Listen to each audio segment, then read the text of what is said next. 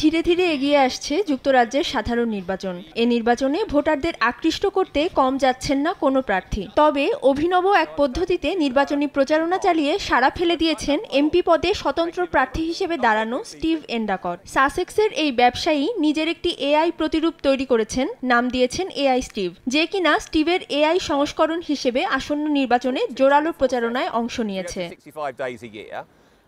৪ জুলাইয়ের সাধারণ নির্বাচনে এআই স্টিভ লড়বে ইংল্যান্ডের দক্ষিণ উপকূলের ব্রাইটন অ্যান্ড হোভের ব্রাইটন প্যাভিলিয়ন এলাকা থেকে। নেপথ্যের মানুষ স্টিভ এন্ডাকট নিউরাল ভয়েস নামে একটি কৃত্রিম বুদ্ধিমত্তা কোম্পানির চেয়ারম্যান। তার দাবি, এন্ডাকটের কণ্ঠ ও প্রতিরূপ ব্যবহার করে এআই স্টিভ তার আসনের যে কোনো সমস্যা নিয়ে বিভিন্ন প্রশ্নের উত্তর দেবে।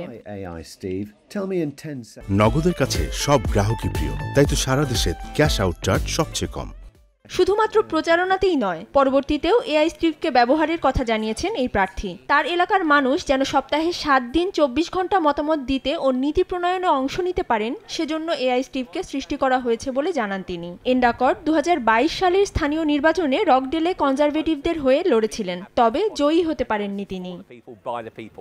অধরা শ্রেয়সী অথই, সময় সংবাদ।